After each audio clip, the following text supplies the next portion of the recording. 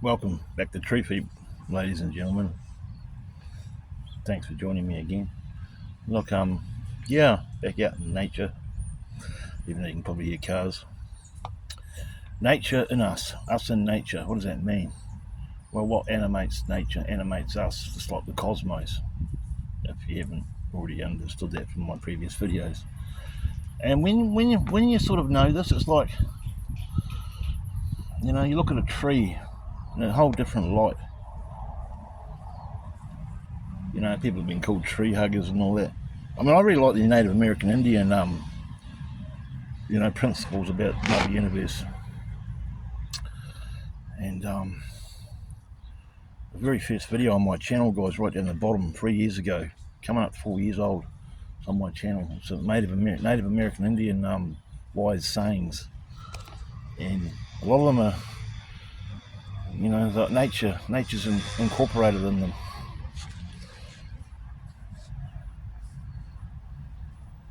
And when you have faith that you're a nature creature, you just look at everything differently, eh? I mean, religions still do, they have tried and still are, to try and tell us that we're separate from God. And I know God for a lot of people can mean a lot of different things.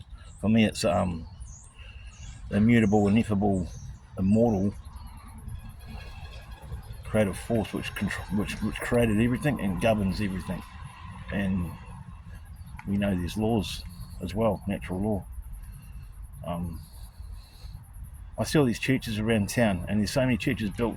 There's probably over 1 million, easy over 1 million churches on planet Earth, right? It took men's toil to make them, right, to build them.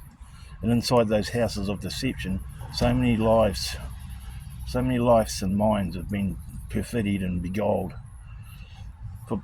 From people, most of them thinking that they're doing a good thing and thinking that they know what they're talking about.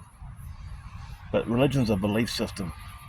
So even those pastors that tell everyone those things from those buildings that people sweated to build, those churches all around the world, they don't know what they're talking about, because nature is merciless, and we're inherent to nature. We're nature self-organises, guys. It's always, it's like Hermeticism teaches us this as well, with rhythm and changing. Everything's always in and out, high tide, low tide. Mountains end up tumbling down. Empires and cities get destroyed and rebuilt. The rhythm of life is always going to be there. And it's just amazing when you know all this. I never used to look at the world like this. I used to look at it like it was a dog-eat-dog world. I used to look at life like it was a race to win. I used to look at life like it was black and white, evil and good. Hot and cold, fat and skinny, however you want to describe it. But now I understand that this world is not a doomed earth, and we've got to start living with a lot more more contrast in our lives instead of all this conflict, because conflict is what has come from the dominator class, the controllers. They love conflict. That's right. Christianity is a conflict-related religion. It's all related to conflict, good and bad. It's all related to separation. But it's not like that.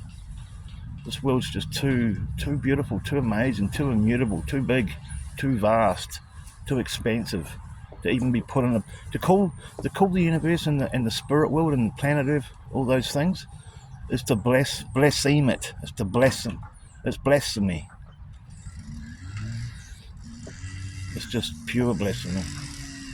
And yet so many people go along to church every Sunday or Saturday and believe all the nonsense.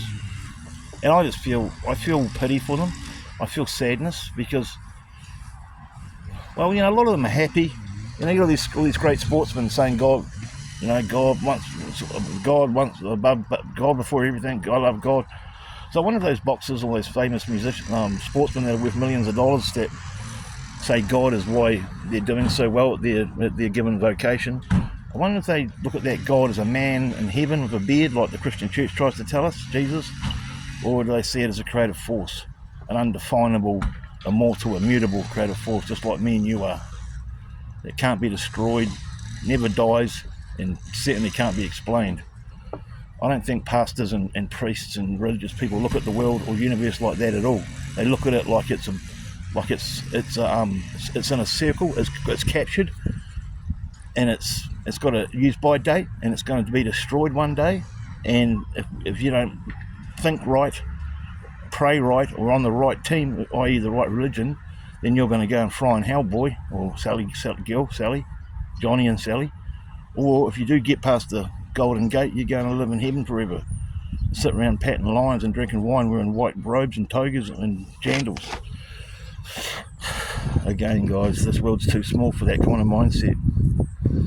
And this video is just a wee waffle. Me sitting out in nature at a public park, actually. Over in a suburb I never really go to much, on a nice part of town, waiting for a friend to come home. But I just thought I'd do a quick one. I don't know if I'll even upload this, but if I do, you're watching it. Nature's just, this world's just, when you really think about it, it's quite simple. It's like common sense. This world's just far too big. Far too big, guys. This universe is far too big to put it in a little book, or a belief system, or a religion. And I'm going to stop doing videos like this because I think you've got the message by now. I'm just a parrot. I'm just a, don't shoot the messenger, guys. I'm just a vessel of inspiration. So this video is to the person that's maybe thinking about leaving religion, or that's questioning the political, scientific or medical system, or they're looking inward to themselves, asking, who am I? That question that we all want the answer to, who am I? Now only you can answer that question, because only you can answer it. No one else can answer that question for you. Who are you? Only you can answer that question, who am I? And when you find out who you are, you're free. See you later.